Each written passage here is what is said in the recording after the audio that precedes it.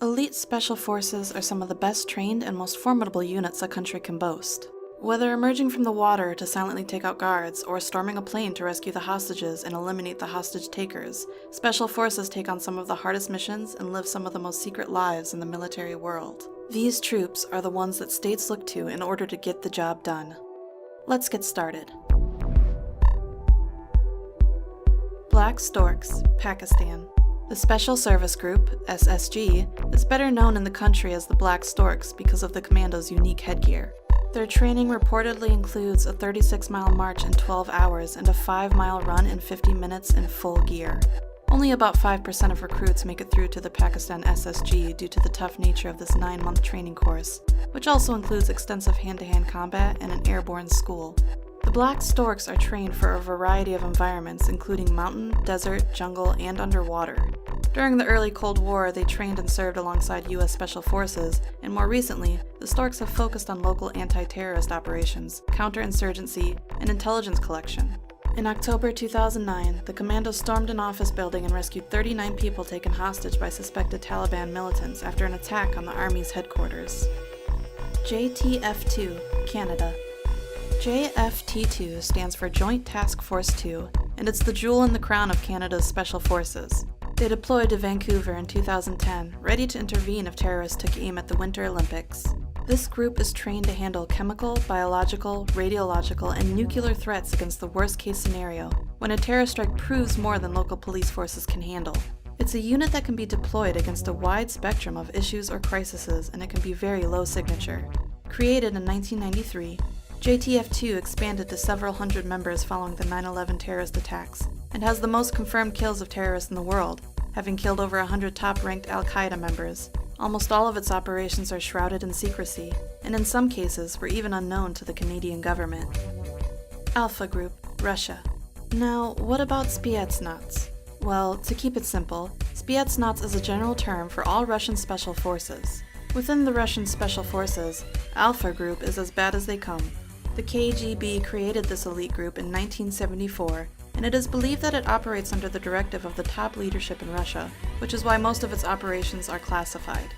This force came to fame during the invasion of Afghanistan, during which members of Alpha stormed the presidential palace in Kabul, killing everybody in the building in the blink of an eye. In 1985, a group from this unit was dispatched to Beirut to try and rescue 4 Soviet diplomats. When the diplomats were killed, Alpha Group allegedly hunted down relatives of the hostage takers and returned them to their families in much smaller pieces, to send a message to would-be terrorists. It apparently worked for over 20 years. Sayeret Matkal, Israel. This Israeli Special Forces is focused in intelligence gathering, and it often operates deep behind enemy lines. In 2003, Israeli taxi driver Ilyahu Giro was kidnapped after transporting 4 Palestinians to Jerusalem in his cab, but the Sayeret Matkal unit located and rescued him from a 3-foot pit in an abandoned factory in a suburb of Ramallah. The most famous of their large-scale operations is Operation Thunderbolt, which came to be after several terrorists had taken hostages on board of an airline which was flown to Uganda. Many hostages were released, but over 100 hostages were kept in the airport terminal building. An assault force of Sayeret Matkal assaulted the position, killing the terrorists and freeing all of the hostages. GIGN, France. France's elite counterterrorism teams are some of the finest in the world and have proven their abilities and bravery over decades of dangerous operations. But unlike many anti-terrorist units, GIGN is also used in arrest of dangerous criminals, countering barricade suspects, quelling prison riots, VIP protection, and other high-risk police operations within France or former colonies. Since its founding, the GIGN has seen consistent action. Its members are considered absolute masters of hostage rescue and intervention, especially in high-density environments like buses, ships, trains, and airlines. Their faces are not allowed to be photographed fully exposed, therefore they're often seen wearing tactical ski masks when operating in public. GIGN is known for innovation in technology applications and tactical methods. Their most famous operation is their assault on Flight 8969, which was an Air France flight that was hijacked on December 24, 1994, by the armed Islamic group in Algeria, where the terrorists murdered 3 passengers with the intention to blow up the plane over the Eiffel Tower in Paris. When the aircraft reached Marseille, the GIGN stormed the plane and killed all 4 hijackers. The bravery of its members comes from their extreme training course. In fact, the training is so extreme that the GIGN has lost more men during training than during their 1,000-plus operations. GSG-9, Germany. The GSG-9 was formed after the failure of the German police to rescue 11 athletes kidnapped by a group of terrorists during the Munich Olympics, where all the athletes, 5 of the terrorists, and 1 police officer were killed during the rescue attempt. In their first major mission, they took a group of 4 terrorists who had hijacked a Lufthansa flight in Somalia. 3 of the terrorists were killed, and the 4th captured during the rescue, but none of the 86 hostages were killed. Between 1972 and 2003, the GSG-9 had successfully completed over 1,500 missions, and yet only discharged a weapon 5 times, 2 of which were to shoot the attacking dogs of people they were trying to arrest. An estimated 300 to 400 people now work within the GSG-9, but the exact figure is not known. Its work today concentrates on counterterrorism, hostage situations, and disarming bombs. J.W. Grom, Poland. The Grom is the leader in Poland's anti-terrorism efforts. It was named after the Silent Unseen, which was Poland's elite World War II Special Operations unit. The Grom began its operations in 1990, and it mostly deployed in unconventional warfare roles as they have special training in operational maneuvering response. Since the terrorist attacks of 2001, the Grom has been deployed alongside U.S. Special Operations Forces in Iraq, Afghanistan, and elsewhere. During this time, they have developed a close working relationship with the U.S. Navy SEALs and have a well-earned reputation of being one of the fiercest and most competent special forces on the planet. Their training includes a variety of disciplines. All of the soldiers undergo the same specialized training in anti-terrorism and special operations, as well as frogman, sniping, and parachuting. In 4-man teams, each soldier must be prepared to assume the respective responsibilities of his colleagues should it become necessary. Approximately 75% of ground personnel are trained as medics or paramedics and can speak multiple languages. In addition, each group is supported by several professional physicians. Navy SEAL Team 6, USA. You knew these guys were going to have to show up sometime, didn't you? The SEALs are an American Special Forces group created in 1962 which have achieved near mythical status. This is, in part, thanks to Operation Neptune Spear, the mission in which SEALs killed Osama bin Laden, the leader of Al-Qaeda in 2011. One interesting fact about this mission is that the aircrafts used in the raid were from Area 51.